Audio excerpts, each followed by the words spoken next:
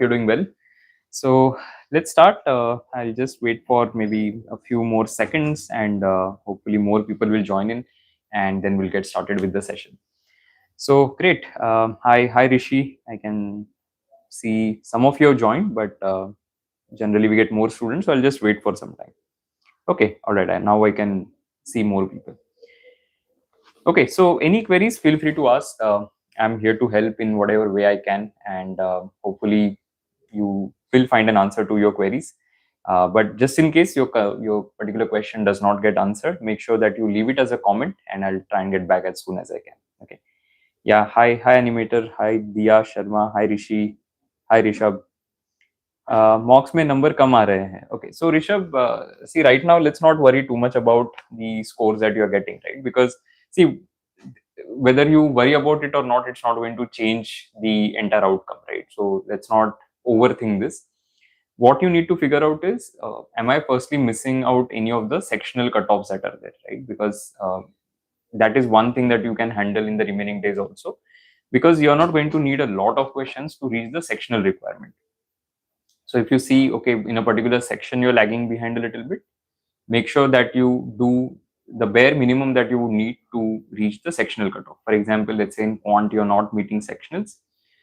Sectional typically would be 5, 6, 7 correct questions, right? So I have to ensure that I go to 5 correct questions as soon as I can. And to get there, I need to have decent base when it comes to arithmetic. So that is something that you can still work on in the remaining days. For example, something like averages, percentages, ratios, profit loss discount. These are very small topics. You wouldn't need a lot of time to build comfort with them. Make sure that you work on these areas, because that will save you a lot of, when it comes to quant section, arithmetic generally is going to dominate if you look at the past trends as well. And you can expect more questions from these areas. So work on it. It will help you to at least clear the sectionals. Now, low scores is not something to be worried about, purely because if you have taken a lot of mocks, right, whatever learnings you have got, eventually everything adds up. So if you've got a slightly low score in one of the mocks, you can just ignore that. If it is happening repeatedly, please analyze the mocks and see where exactly is the gap. Is it a gap in terms of your concepts? Is it in terms of, let's say, how you apply those concepts? So your accuracy is a problem or not? And then if your speed is a problem, and then depending on what is the problem, you can work accordingly. Okay. Will we have admat sessions post CAT like these? Yeah, definitely. We'll continue to have a lot of sessions. So for admat specifically within my IMS itself, you have a lot of resources. You have admat masterclasses. You also have the admat practice that is there. You also have, for a specific test, for example, MyCat, you have material that you can go through for the descriptive and the creative writing section. Then you have 800 questions which are at SNAP and NMAT level. So you have a lot of content that you can have a look at in my IMS if you're preparing for ADMAT. Okay. In SimCAT 20, VRC was simple. Okay. So typically what we do with SimCAT 20, we don't like to keep things very difficult, right? So we ensure that we keep it at a slightly lower difficulty. I wouldn't say it is very low difficulty. I think the overall cutoff should be somewhere around 99 as the score. But yeah, of course, we are awaiting the results and we'll see how exactly it comes out. But I was just looking at some data of the interim data that we generally look at.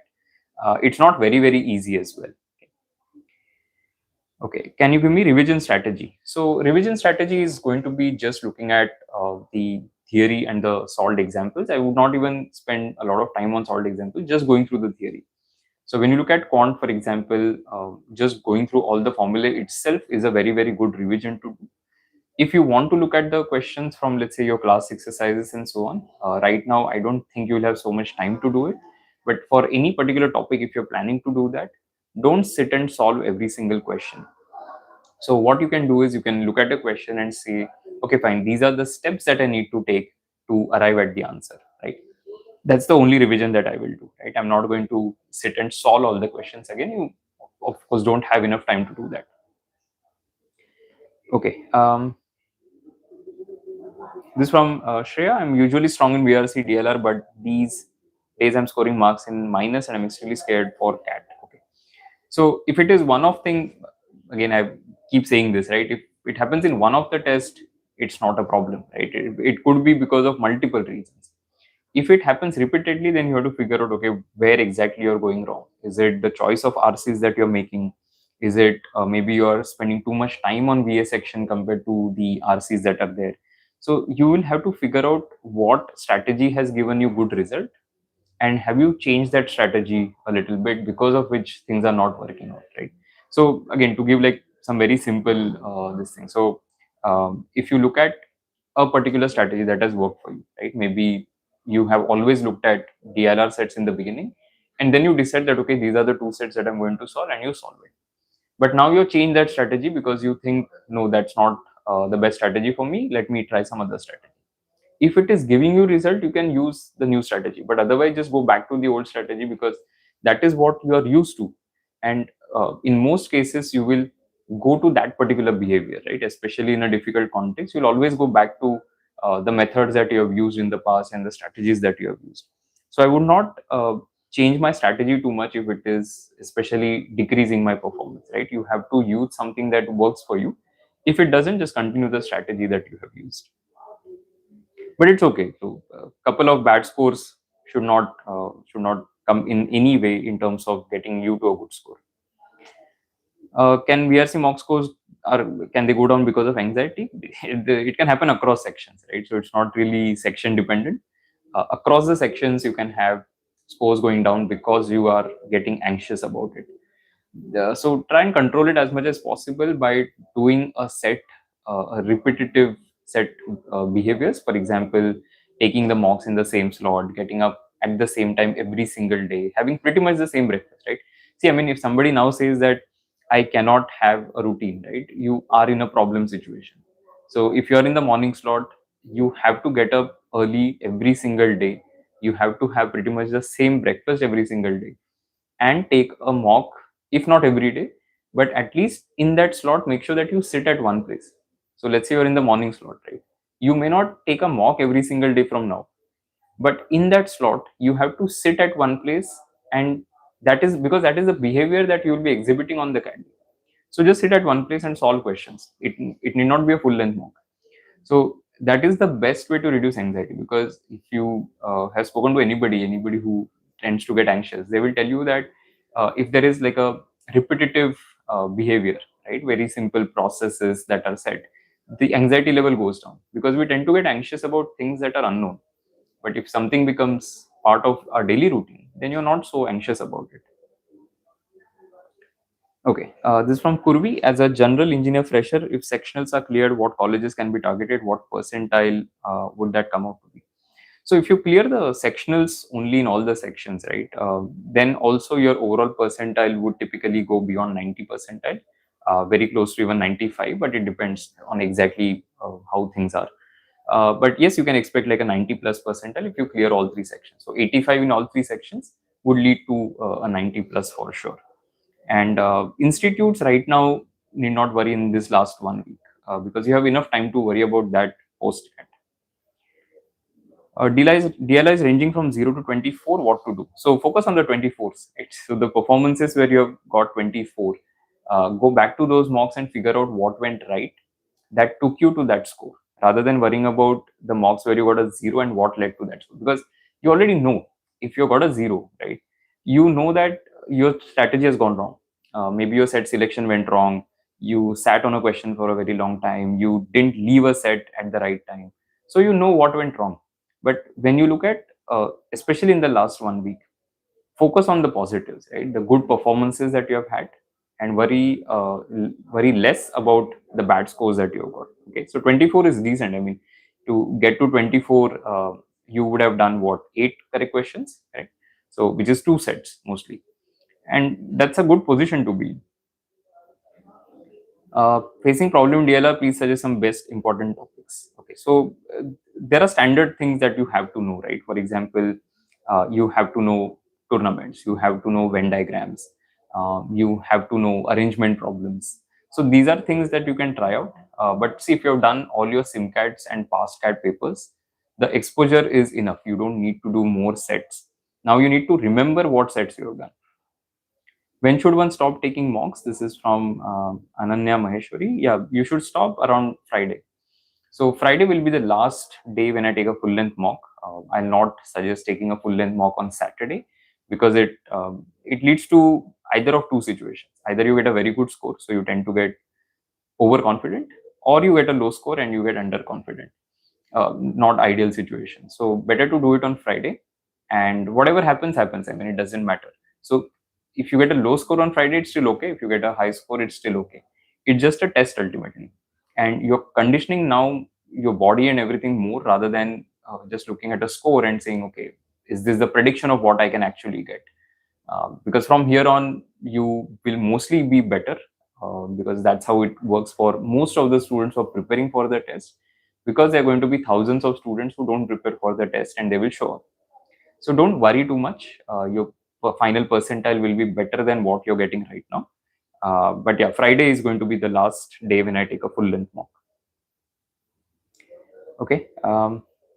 What should we do in the last 5 to 6 days? If I don't solve mocks, I feel like I'm not doing enough, but at the same time, I don't want to get burnt out.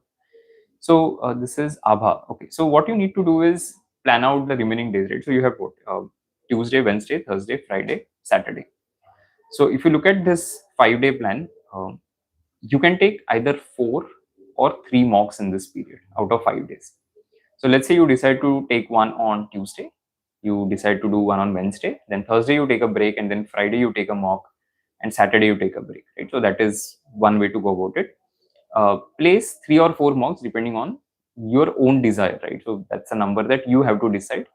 I'm not going to give you a number and say, okay, this is what you work with. 3 or 4 is my recommendation. Saturday, you're not taking a full length mock, but Saturday, what you need to do is just light revision, light reading. So, for example, you can pick newspaper and read some stuff from that, or you can pick any magazine and read articles from that. So that is what you do on Saturday. You do formula revision once on Saturday, and that's about it. But yes, you sit in the same slot for 2.5 hours, as I told you.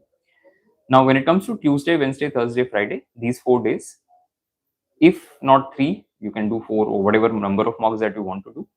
If you're not taking a mock on a particular day, you will still solve somewhere around, say, 60 to 70 questions across the 3 sections. Okay, so 3 sections combined do around 60, 70 questions on that day as well. Whatever mock you take, right, you analyze it on the same day. So if tomorrow I take a mock in the morning, I have to analyze it in the evening and figure out where you're going wrong, right? What are the areas where you can possibly improve, and do very specific work on that. For example, you realize, okay, parajumbles is something that I want to work on. Go back to your IMS, maybe do 10, 15 more questions of parajumbles. Or you realize, okay, TSD is a problem for me.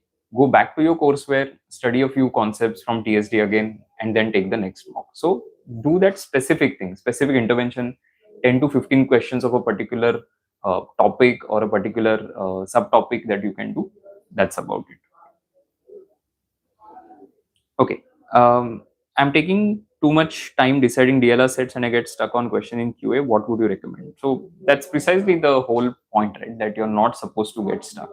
And the moment you realize that you're getting stuck, you have to either decide to leave that question forever, or maybe leave that question for the timing and come back to it at a later point of time. That decision making itself is the deal breaker or deal maker, right? You have to know when exactly to sit on a question and when to leave a question. If you can master that, again, the remaining days might not be enough to get like super good at it, but whatever improvement can happen will happen. So I will ensure that I have a process for myself, right? So in quant, for example, if you have decided the process is going to be looking at 5 questions at a time and deciding on 1 or 2 easy questions and solving them, that is your own process. You can stick to it. Recommended process will be, say, look at 3 questions at a time, do 1 easy question, and then move on to the next 3 questions. Or in DLR, you can look at, let's say, 3 sets, identify the easiest and do that. Or you can look at all 5 sets in the beginning, identify the easiest and do that, depending on how much you're scoring. So for somebody who is, let's say, scoring reasonably well, they will not be typically looking at all 5 sets in the beginning. But for people who are struggling, that's a very good advice, that you look at all 5 sets, identify the easiest one, and then jump onto it. Okay. Is 60 a good score? Yeah, why not? I mean, 60 is a pretty decent score in any of the mocks if you have got. Currently scoring 50 to 60 in previous year mocks, how much can I expect in CAT 25? Should get more than this. That's the only answer that I have right now. How much more, Gaurav, we don't know. So I hope you do much better than this. Harshit, how to handle disturbances at the test center while solving VRC since it requires deep focus? Please share the best strategies. So it depends. I mean, generally, test centers are not very bad. Or whatever test centers I've had the fortune or misfortune of being at, I haven't really had very bad experiences. But yes, there are cases where you might have people who are speaking and whatnot. They suddenly come and interrupt you to get a signature, etc. Hopefully, that doesn't happen to anybody. But what you can always do, right? If let's say you are somebody who likes absolute silence, is to just do this, right? So you close your ears and you read the passage, okay, if at all it is something which is really disturbing. Otherwise, I believe by now most of you would have got into that mode where even if there is a disturbance, it does not impact you too much. But if it is a lot, and I have done it in some of the tests where things were noisy, is to just close my ears while reading the RC because you require full concentration. Okay. Demotivated in spite of scoring 60s and 70s. This is Akshay. Okay. Again, why? I mean, why are you demotivated? So 50, 60, or 70 you have scored in any of the mocks. It tells me that you have the potential to go to a higher score. Number one, there's a lot of room for improvement. And on a good day, this can easily go up by 10, 15, 20 marks. So there is no reason to get concerned. I'm a PWD candidate, will be taking a scribe in the exam. Can I take my real brother? He's currently in 12th and 3 years smaller than me. Um, I don't think that can be done. So, as far as I know, the scribe should not be related to you, but it's better if you check it with somebody who has done it in the past. I would say avoid, because again, it will be easily something that can be spotted, and you don't want to have any sort of complications on the test date. So I will rather just take somebody who is not related to me. If you have a brother who is studying in 12th, right, he will have his friends. You can take maybe somebody from there. How to tackle a tough DLR? So if the section is very tough, there will still be one or two doable sets. The point is to identify those sets. See, even if you look at say CAT 23, right, quant of CAT 23, very, very difficult. But when you look at the paper and you see how many questions you would have needed, in a difficult paper, it's always the accuracy that helps people to get to a good score. It's not going to be a lot of attempts, because nobody will be able to attempt a lot of questions. So people will be able to attempt fewer questions, but whoever gets all those questions correct will end up getting a higher score. So that is the point to note, right? You have to worry about selecting the right set of questions and then doing them 100% correct, rather than trying to maximize your attempts, because that's mostly not going to happen. See, even I mean, not like the best, I would say, example, but if you think of MyCat has a ridiculously difficult quant section. So anybody who has appeared for MyCat in the past would agree, and people are planning to appear for MyCat this year. Quant is crazy difficult, but there is no reason for anybody to do all 20 questions in quant, right? You can just do maybe 4, 5, 6 questions also, and that's good enough. In fact, I've done like 5, 6 questions in MyCat quant, because there's no point spending time on it. So in CAT also, if the paper comes out to be difficult, you go with accuracy rather than trying to chase attempts. Are pencils erasers not allowed? No, not allowed. How early should I reach the center? Okay, so generally what I recommend is that you reach minimum 45 minutes before the test timing. So if let's say it is 8:30 to 10:30 for you, right? They say the reporting time is 7, right, for an 8:30 slot, which is 1.5 hours before your test actually begins. Considering all of the frisking, the queue, the maybe you'll have to climb a few floors, all of that, you need to keep some buffer, and that is why minimum of 45 minutes before the test timing is when you should reach, provided you are familiar with the test center. So see, for example, I have been to a lot of test centers, right? And if I have a familiar test center, I know exactly, okay, how to navigate and all of that, then I'm generally more relaxed. So then I'm like, okay, fine. 45 minutes is good enough. But if I have an unknown center, I'll go 1 hour in advance. So if you're planning for an 8:30 slot, I would say maybe reach by 7:30. Though the official reporting time they have mentioned 7, you can reach at 7:30. It will still not be an issue. Are we allowed to carry multiple ball pens for the exam? So you can carry it, but so I made a recent video recently on it as to what you can carry and what you should not. You can carry your pens with you, but at the time of frisking, depending on the center, they will tell you, hey, you can't take it in, or they will say, okay, fine, you are allowed. So it depends on the test center. And in some cities, in some centers, they are very, very particular about it. I've had cases where, for example, if you go like this, right, they will ask you to unroll this, right? So you can't roll up your sleeves and take the test. I've been to centers where they ask to remove shoes and socks as well. But again, it's a very test specific thing. So pen you can carry, but you'll have to mostly leave it in your bag. That is like the maximum chance that that will happen. And they will give you like a pretty sad ballpoint pen. So if possible, all of you start using a like a 2, 3, 5 rupee ballpoint pen that is available at a local shop. Uh, take your mocks using that way. Can we take keys with us? Again, it depends on the test center. I mean, they have very weird policies around it. Some of them will be like, okay, this is a car key, you can take it in. Somebody will say, no, no, you have to keep it in your bag. So it's better not to carry your own vehicle on that day. Can I take a color pen with me? No, you cannot. Okay, so you're not allowed to take any fancy stationery items inside. That is why I said start using the normal 5 rupee blue ball pen that you get in the market. That's the best thing that you can do in the remaining days. I scored around 94 percentile in 23 and 24 past papers. Well, 94 percentile is pretty good. What can I expect in 25? Hopefully more than this, right? I mean, if you got 94 percentile in 23 as a paper, that's a pretty good 23, 24 both, right? It's a very good reference point for us. So I think this is Gaurav, right? Yeah, Gaurav, you can definitely get better than this.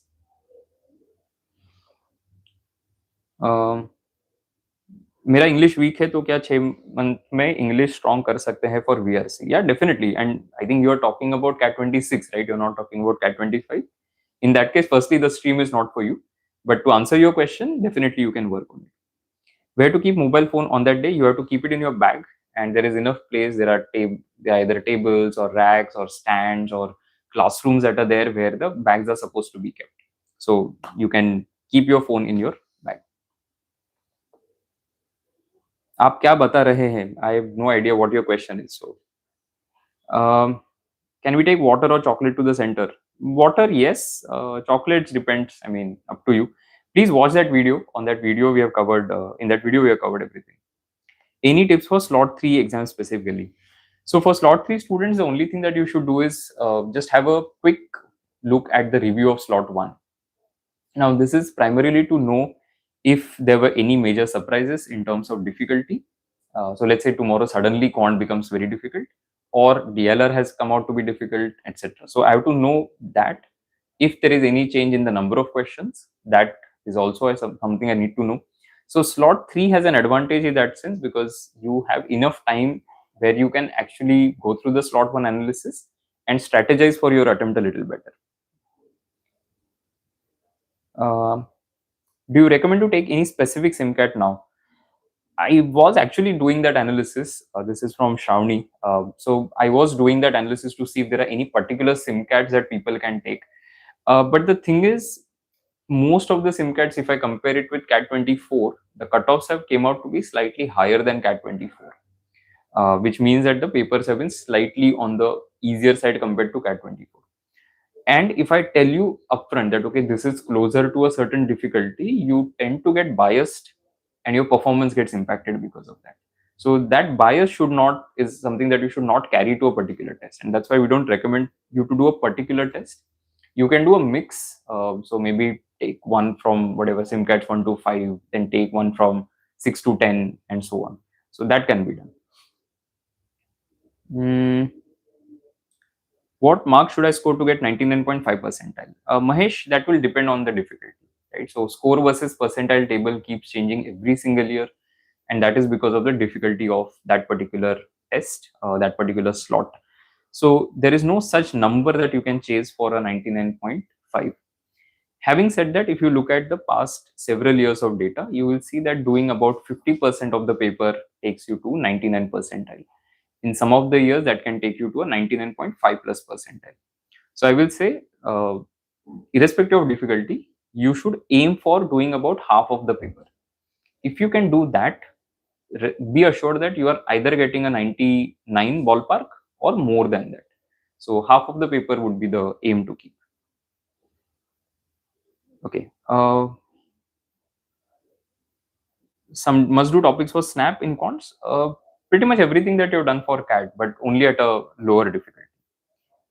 Which IMS center do I teach at? So, okay, I don't teach anymore. My current role at IMS is that of program management. I look at the post enrollment activities for students.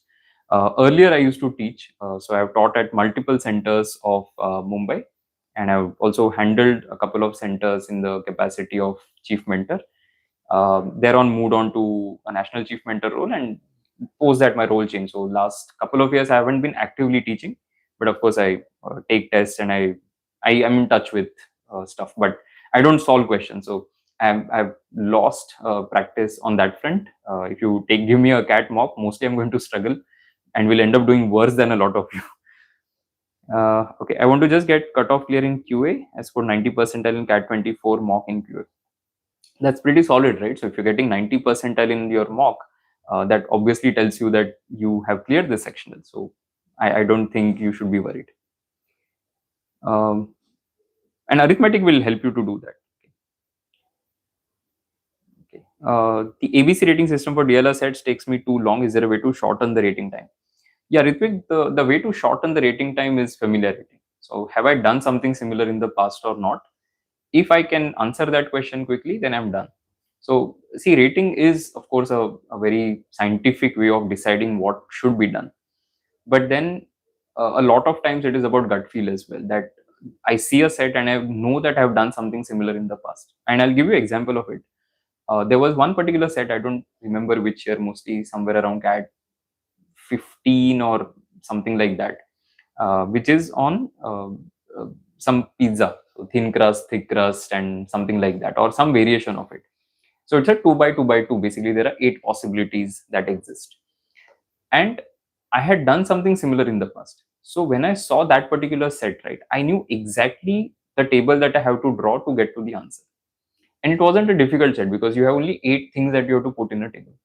So that is pure familiarity. It is not me sitting and rating that, okay, are there open-ended questions or closed-ended questions and all of that. It's just pure recall that, okay, something like this I've done in the past. Let me jump onto it. So anything that is not familiar, you don't get into that, right? So something very unique that you're seeing for the very first time, it's better not to jump into it. I had 2-year gap after my class 12th. I did my class 12th in 21. I'm willing to prepare CAT 26. Will it create any problem? No, not a problem as such. So any sort of gaps, as long as they can be justified, it's okay. This is from Suronil. I hope I pronounce your name correctly. NG male scoring 60, 17 mocks, 90, 100 in PYQs. 90, 100 in PYQs is very good. Only fear is not solving a single DI, and I've got 0 to find DLR sometimes. What should be the last week strategy? What is the safe percentile for A1? Okay. So firstly, don't target any safe percentile because there is no safe percentile concept. So even people at 99.5 might not be able to get to specific calls. Now, as a non-engineer general male, you have one thing working in your favor, which is the non-engineering part. 90 to 100, if you got in PYQs, I don't think you need to worry too much about having that DLR fear. But see, all of your fear goes away if you solve one set, correct? So my goal in all the SIMCATs that are remaining or any paper that I'm going to solve from now on is to get to that first set very, very quickly. If that happens, then I know I'm done, correct? So when you stand at the start of a race, you are always worried. But the moment things start, the flow begins, then you get relaxed. So that is what it is about DLR as well. That initially there's a lot of anxiety, and I've again gone through that. But the moment you hit that first set, then you know that, okay, I've done something. That base is covered, and now from here on, everything is progress. How to rectify calculation errors when we are trying to do it in a hurry? I mean, as much as possible, don't make errors. But if at all anything happens, you will figure that out, because either the what you get as the final answer, you don't see it in the options, and inadvertent errors may happen, right? So you sometimes just end up doing some wrong calculation, and you also see it in options. You marked it and you moved on. Might not be able to fix that very quickly, but again, I hope you don't have many such questions where you will end up making such mistakes. It just you have to be careful, right? So one way is to cross check, but then the problem with cross checking is that you end up spending a lot of time doing that. So advice is to not cross check alone. So be very particular about what you're reading and what you're putting on the paper, and that will save you a lot of trouble. Is 214 nmat decent? Hmm. I mean, yeah, I mean, NMIMS last year called people at 209 with 62 sectionals, so 240 is definitely decent. Are video games good to reduce stress in last few days? I would suggest not doing it, especially if they are violent. And you can do a lot of other things, right, that are better in life in that sense when it comes to relaxation. Go to the beach, for example, just sit and sit with people uh, who you like, your friends, etc. You can go out with friends. All those things may be much better. So there are enough decent stress busters than doing video games. But see, if it is like, it's up to you. I mean, if you think you get relaxation from that, why not? But as long as it is not disturbing. Um, can a score of 206 in NMAT help to get into good colleges? I think you should go for a retake, because again, NMIMS will not call at 206. What's the minimum percentile to take admission into a B school?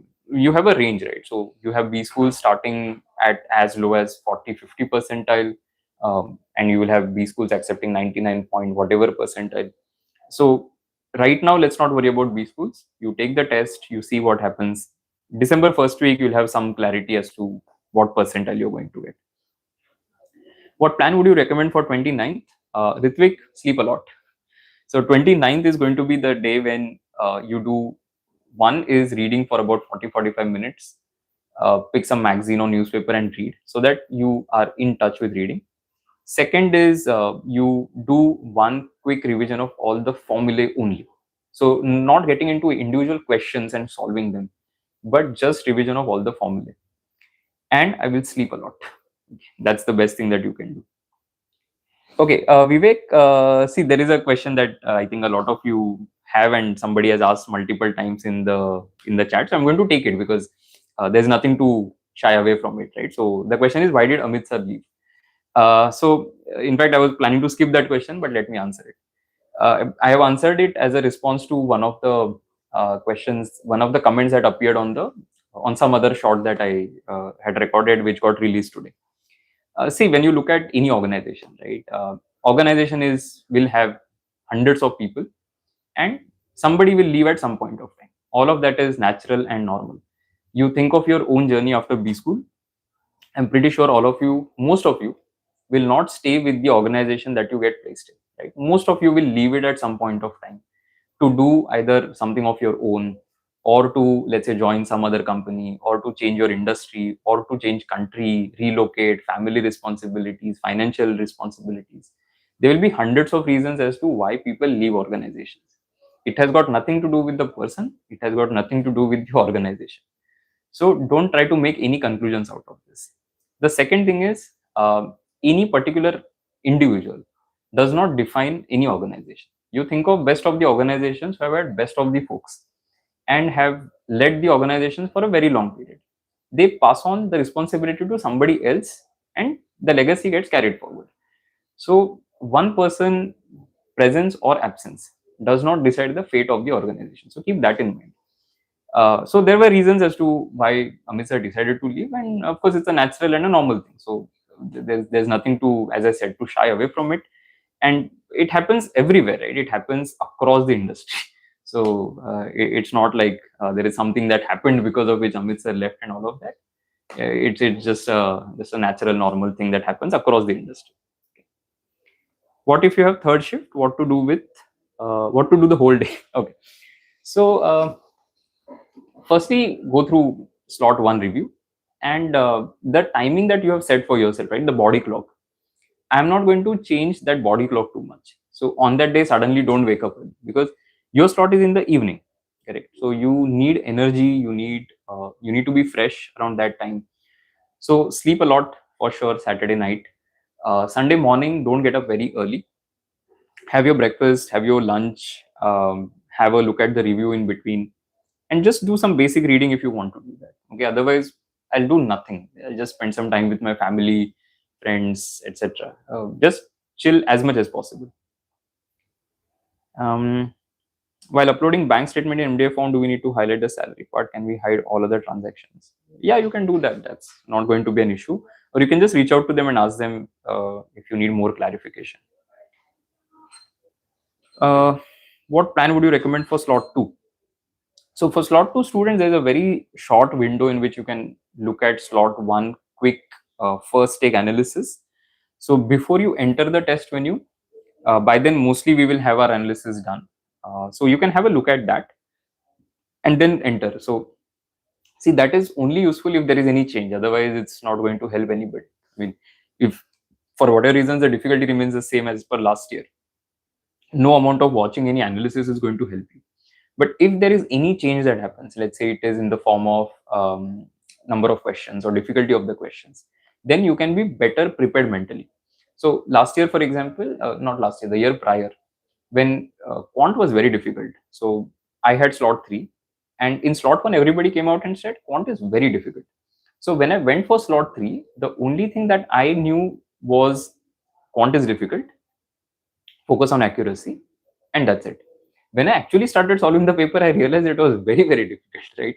And you hearing about it from somebody versus you actually facing it, these are two very different things. So that is why take every analysis that you get with that thing that it's okay. Something like this has happened. I'm better prepared mentally, but execution is still going to matter a lot. It's not because I got to know that something is difficult, there is a competitive advantage that has happened. Not really.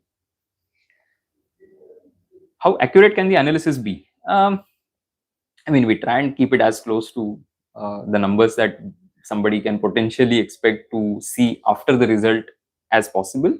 But yeah, it depends. I mean, in the past, we have had cases where people have said, okay, this analysis is not true, and the result comes out, and then we realize that, in fact, actually it was true. So, because see, people, what happens is they tend to overestimate or underestimate a lot. Unlike, say, faculty members who have seen a lot of papers in the past and have seen lot many cats compared to aspirants. So, people come out and say the paper was very, very difficult. But when you actually look at the stats, it's not like, because you'll always have people who have put in a lot of effort. So you tend to compare the test difficulty basis your preparation, but you don't know the reality of everybody else's preparation. So that is where the student's estimate is not something that we rely a lot on. If we know that there are students, okay, who are consistently getting say 99 plus, etc., or there are mentors, then we rely more on their inputs. Okay, in how many companies low ACADS give issue? I can't answer that question. I mean, there are some companies that will come on campus where there could be a problem. If my average is 95 marks and my accuracy is from Devabrat, if my average is 95 marks, my accuracy is 70 overall, do you think it's realistic to target 120 plus at 90% accuracy?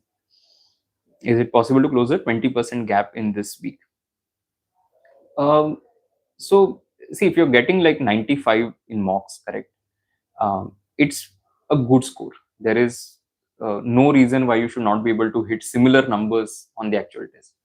The problem with having a fixed number target is that depending on the difficulty, you can either do more than that or less than that also.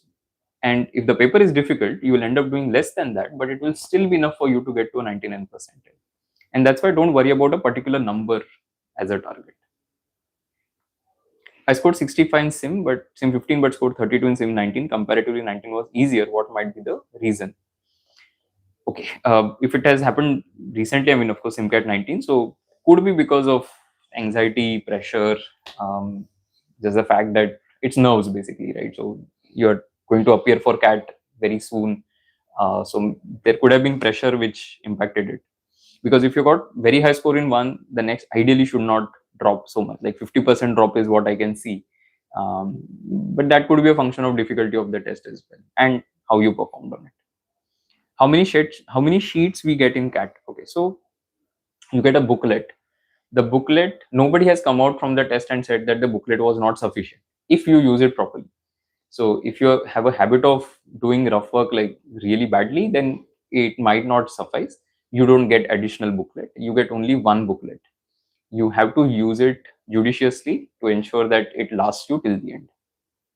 See, because technically 5 DILR set, so 5 pages of that booklet is what you will use. And the booklet has sufficient pages to cover the entire thing. What determines the normalization of slots? It depends on how students have performed. So what they look at is basically the entire distribution. So in each slot, they look at the outliers. So from the extreme negatives to extreme positives, you can have a lot of people in between. So there's that whole range.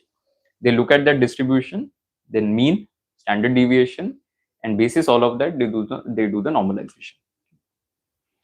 SIMCAT 20 is very difficult. Not really, I would say. In fact, slightly difficult compared to some of the past SIMCATs. Yes, because there have been SIMCATs with the 99 percentile mark being somewhere around 105, 110, etc. This one it's slightly lower. When you get sheets in the exam center, can we write on squares and cubes and some important formulae before the exam starts? No, you should not do that, firstly. And by the way, it's not even necessary. See, when you look at the rough sheet, it's a booklet, it's not a sheet. You're not supposed to write anything on it before the paper begins. Squares and cubes, why do you have to write it? Because you have a calculator in front of you. So if you still need to do, let's say, a 31 square, right, you can actually use the calculator and finish it off. So don't write anything on it, which is unnecessary. In fact, in most cases, you will not end up referring to it. An important formula, how many will you write, right? So they're like, I don't know, maybe 100 important formulae. What will you write on the sheet? So don't do that. In fact, you will put yourself in a more pressure if you start writing formulae. As an I'm a student, where can I get my SOP reviewed? At the center, or reach out to your mentors. Okay. In my college records, my surname is not there. It's in correction process, will take 6 more months. Can this create any issue? Should not be a problem. It's a very technical thing, but I don't think it will be an issue. Can I only solve one RC and do all VA questions in the exam? You can do that, but at least try it out in a few mocks. Plus your VA, then you are over indexing on your VA accuracy, right? So if your VA accuracy is good, then there's no problem. But if the VA accuracy falls, then it might lead to a low score. So instead, what you can do is you can add one more RC and reduce the number of VA questions that you're planning to do. Not able to score in quant, single digit score. Sarthak, again, this is going to come down to what content you are aware of. Have you done at least 3 areas out of 5 where you are reasonably good to be in a position where you can go to a 2-digit score? A single digit score has multiple problems, right? There are multiple layers. There is a content layer that you may not have done enough topics. There is accuracy layer. There is speed layer. Figure out what is exactly stopping you, or is it a combination of all of these? If content is a problem, I don't think in the remaining days you can completely change that, but you can at least do focused prep, like arithmetic, for example. If you do, at least it will give you a couple of more marks on that particular day. Speed, again, cannot be improved overnight, but question selection can be improved overnight. So I can do my past few SIMCAT analysis and it will clearly tell me that, okay, this is where my question selection is going. Okay. I'm able to get only 3-4 questions right in DLR. Could you please suggest some method to get at least 7 questions right? See, when you say at least 7 questions, it is basically 2 sets. So I have to get to 2 sets somehow, which is the 2 easiest or most doable set on that particular day in that particular slot. I just need to identify them. So spend the initial 5 minutes in identifying that, because once you identify that, you still have 35 minutes to solve them, averaging at 17.5 minutes per set, which is generally far more than enough, because they are the 2 easiest sets, right? Now, if you can squeeze in a third set by doing, let's say, 10 to 12 minutes per set, nothing like it. One should go for baby and new IMs.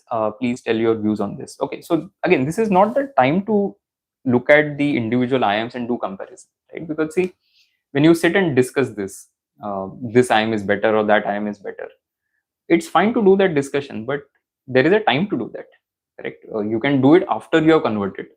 You can do it when you get calls. But right now, as you go for the CAT, you should not be thinking about it. Forget discussing. Don't even think about it. Right now, you have filled the CAT form in which you have selected all the IMs. Let them call you.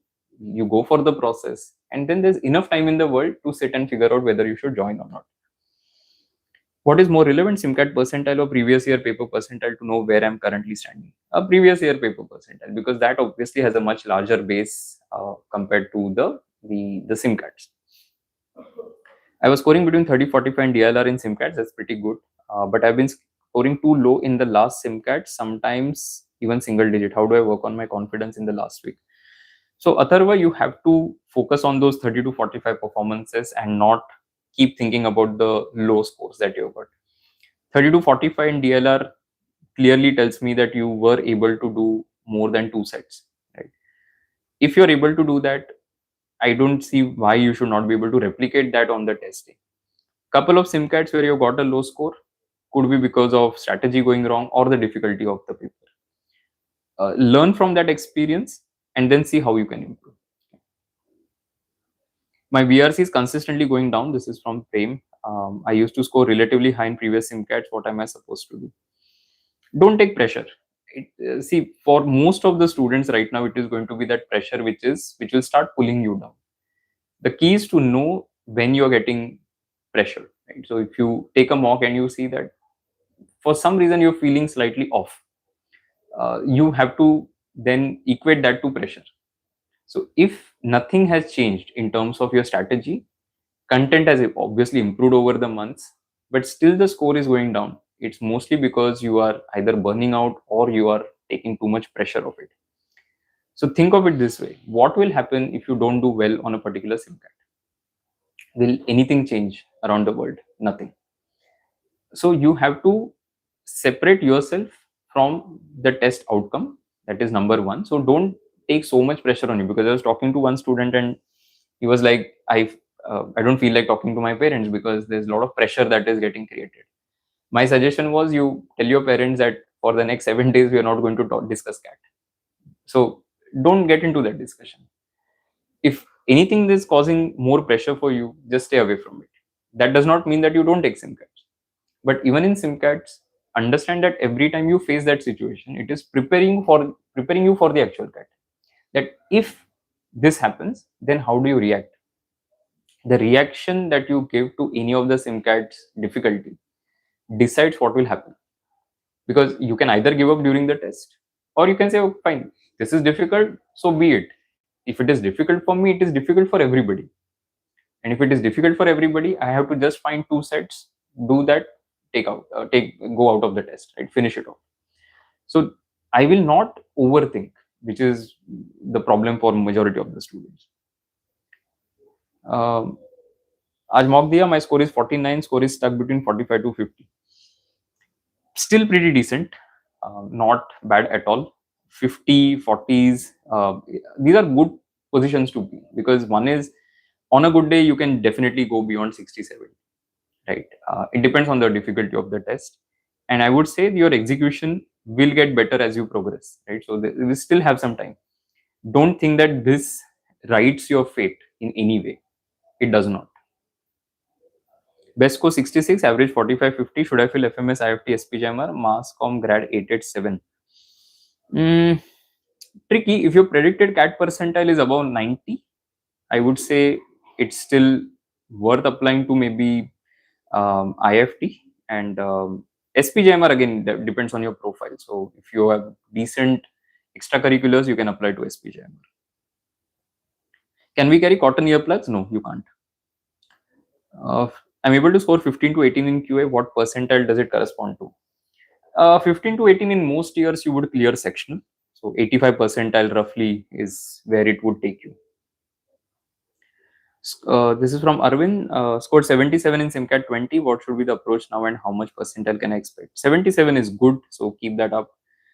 Profile is 978, OBC, engineering, male, 2-year work ex. So a lot of good things going on for you. The fact that you have 2 years of work ex, right? You also have decent 10 score, which is 9.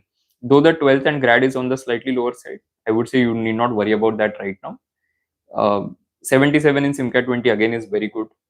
I think you should be able to push to a 98, 99 percentile as well on a good day.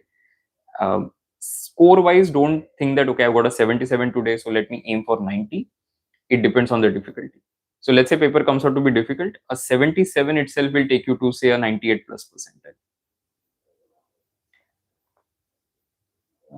My score suddenly went down to 30s from 65. What should I do? Again, this is classic that towards the end, right? There's that pressure which is impacting your performance. So let's say you don't call it SIMCAT and you call it something else. Let's say instead of SIMCAT, you call it, say, NMAT, right? And you take the test.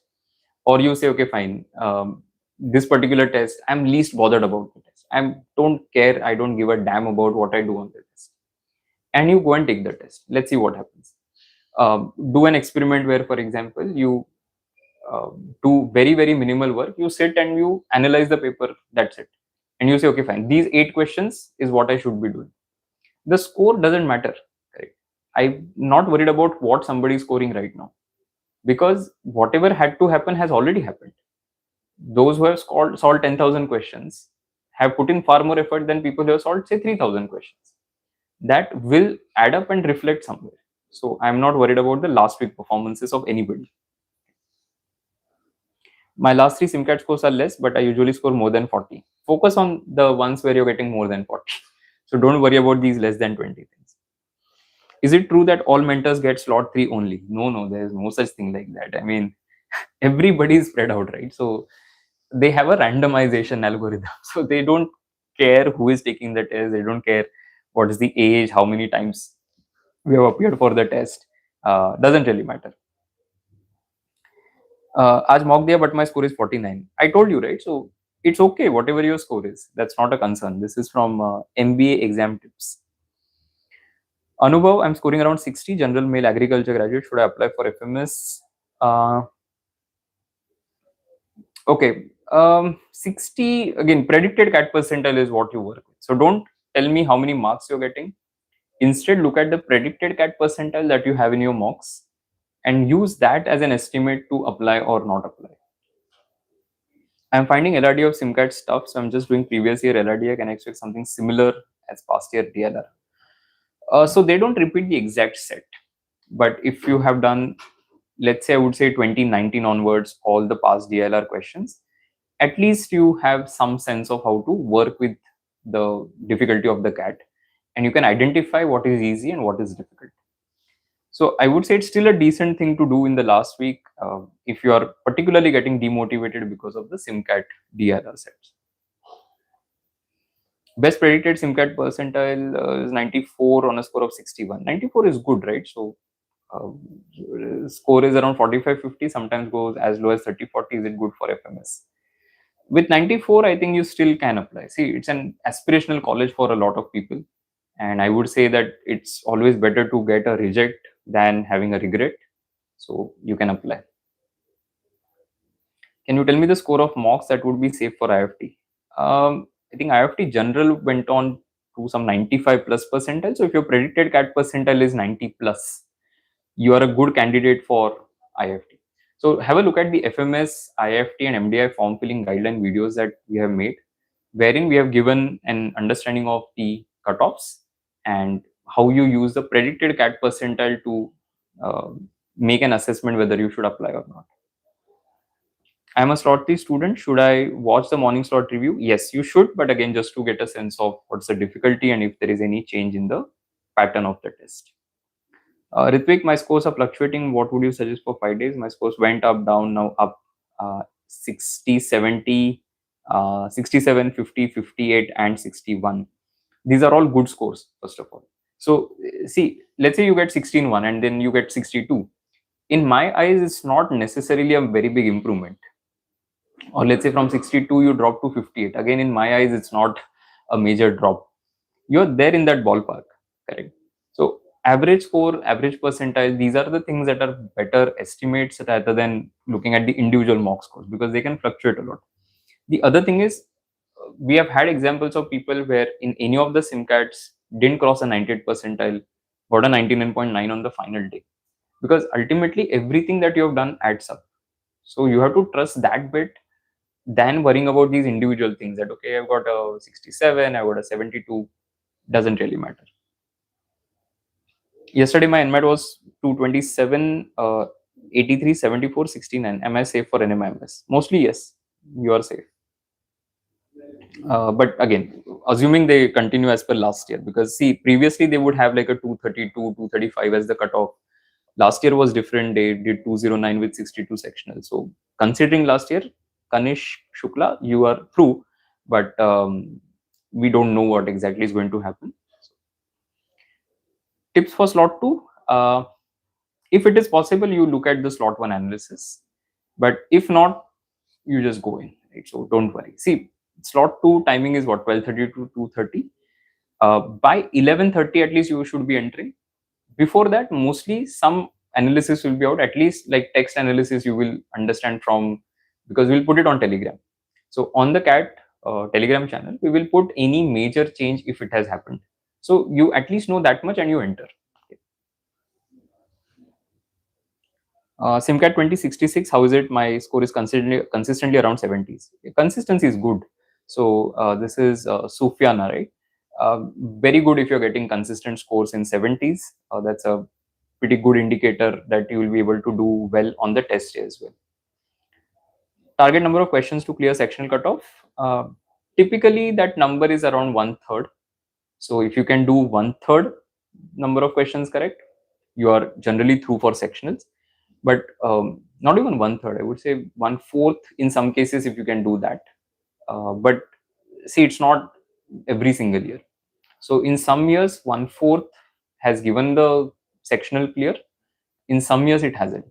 So anywhere between 1/4 to 1/3 of the paper is what you should be aiming for.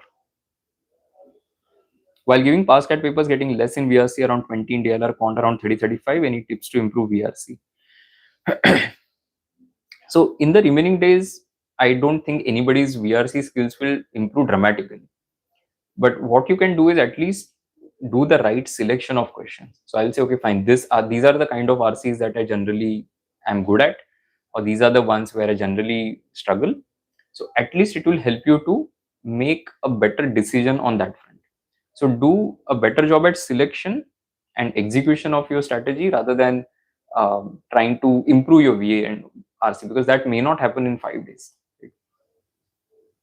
I'm still in 60 to 80 percentile in SimCATs. What can I do? 80 percentile in SimCATs is not bad, honestly. So mostly your predicted CAT percentile would be 90 plus. So I'll not worry about that bit. Scoring around 30 to 35 in SimCATs, how much can I expect?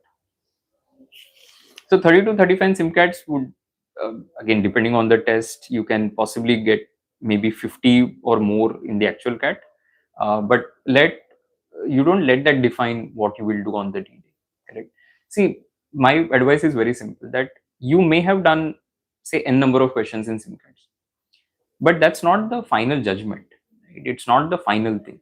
When you go for the CAT, you do the best that you can do on that particular day in these 2 hours. Even after that, for whatever reasons, you get a low percentile or a score, you accept and say, okay, fine, let me do the best that I can with the remaining tests that I have. So one test doesn't define anybody, correct? So I have always told people that there are thousands of students who get into good B schools every single year without having cracked the CAT. So I don't have to worry about that bit too much, and unnecessary it creates pressure. So I will say, fine, I'll trust the effort that I've put in and say, okay, fine, whatever happens, happens. It's okay. So sometimes that attitude, right, which is, I don't care a lot, is better. Because the moment you start associating that outcome with a lot of other things in life, it becomes a problem. Turning 25 jobless from last 2 years scared very much. I mean, doesn't really matter. I mean, 25 is hardly anything. So at 25, most of us had pretty similar situations. Maybe some of us had jobs, maybe some of us had MBA by then. But that doesn't change anything. See, when you look at people who, and I was interviewing one student couple of years back, IIT, then 3 years of UPSC, then decided to change the career path. So this guy was also jobless for 3 years, correct? But then he decided to take the CAT, then got into IIMs and all of that, right? So you will find an answer at some point of time, but when exactly we don't know. And no matter what it is, it's not, CAT is not definitely the end, right? Because I've seen, so there was a student, there was a friend of mine who was preparing with me, and he never did an MBA. But then he had a pretty comfortable life after that, got into a good bank, has worked there for almost what, 16 years now. So you never know how things are going to work out. Is laser printout compulsory for CAT? Yeah, I mean, it has to be clearly visible. That's the bottom line of it. Should I use best predicted percentile of SIMCAT to fill forms? Yes, you can. I'm zero in QA. Any tips? Okay, so you have repeatedly asked that question, but so I'm reading the question as you are currently at zero in QA. If you're getting a score of zero, right, the only thing that you need to do is go to all the past CAT papers, go through all arithmetic questions, go to your books and study only those concepts, and you go for the test, and you will still do better than a zero. I'm getting constant 55-60 marks in SIMCATs. How can I improve in actual CAT?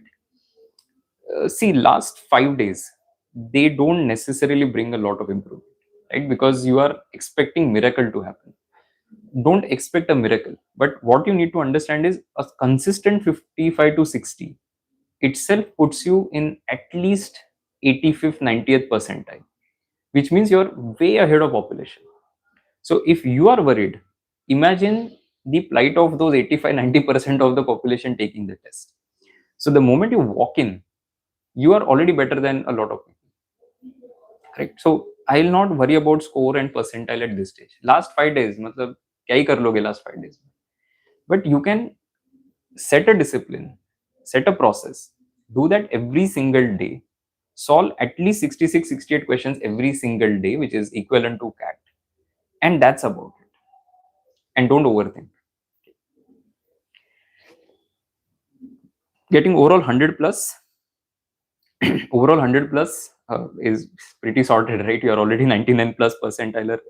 I'll not be worried about like couple of DLR maybe where I've missed, maybe got let's say 2 sets or 1 set, etc. Predicted CAT percentile 98.5, but SIMCAT 20 is disaster for me. Um, should I be worried? No, you should not be worried. It's okay. One-off things do happen. I stopped giving mocks from 21st November. Is it okay, or shall I give more? I would say you take maybe 1 or 2 more at least, so that you are in the zone.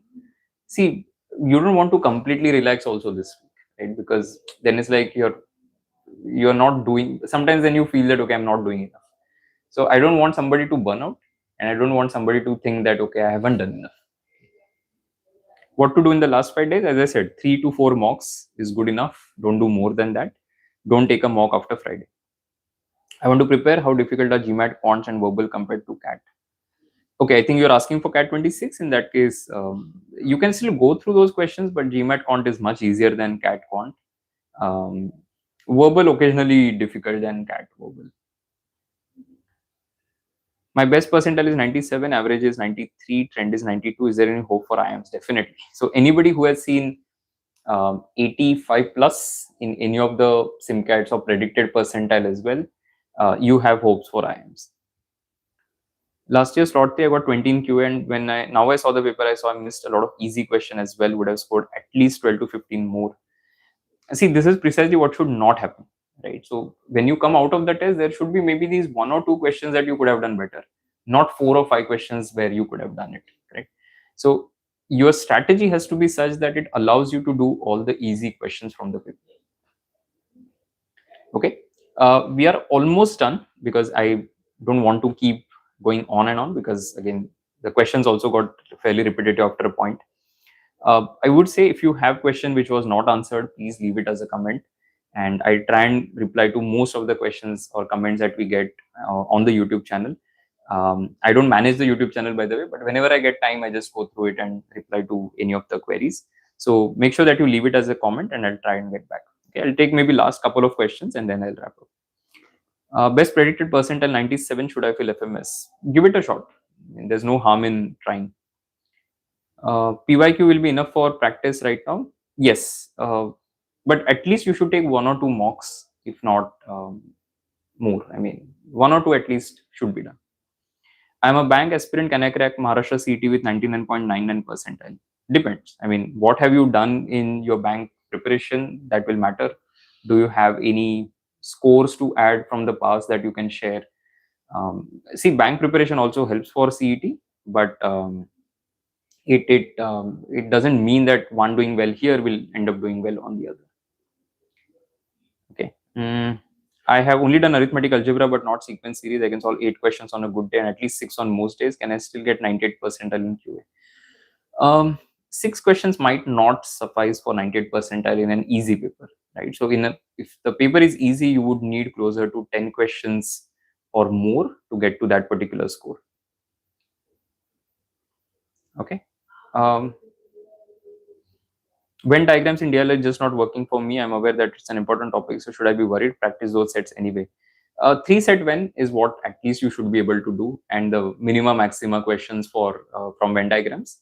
4-set Venn, maybe you can skip. How to revise DLR? Unfortunately, the remaining time isn't sufficient to revise a lot of DLR. But I would say if you can go through some of the past SIMCAT, just have a cursory glance at all the sets that are there. Say 20 SIMCATs, 5 sets, 100 sets is what you have. If you do those 100 sets, just glancing it, or all past year papers of CAT, glancing through the sets, that's good enough. Should we study cuboids in DLR? I mean, it's one of the things that can be done. I mean, there was a set that appeared long time back, so it won't hurt to study that a little bit. It's not very difficult as well. Okay, all right. So I think we'll stop here. Been more than an hour since we did this, since we started. So anyway, Saksham, I've answered that question some time back. So I answered that question in detail somewhere in the middle of the stream. So you can check that out. Okay. All right. So great. Thanks everyone, and wish all of you all the best. I think you will see me again on Wednesday. So mostly that will be the last stream that we do before you go for the CAT, or I don't know, maybe on Friday again we'll connect. So Monday, Wednesday, Friday. Friday, of course, we'll have more lighter mood rather than what we have today when we discuss CAT prep for the remaining days. Okay. So great. All the best to all of you, and I'll see you very soon. Okay. Bye. Take care.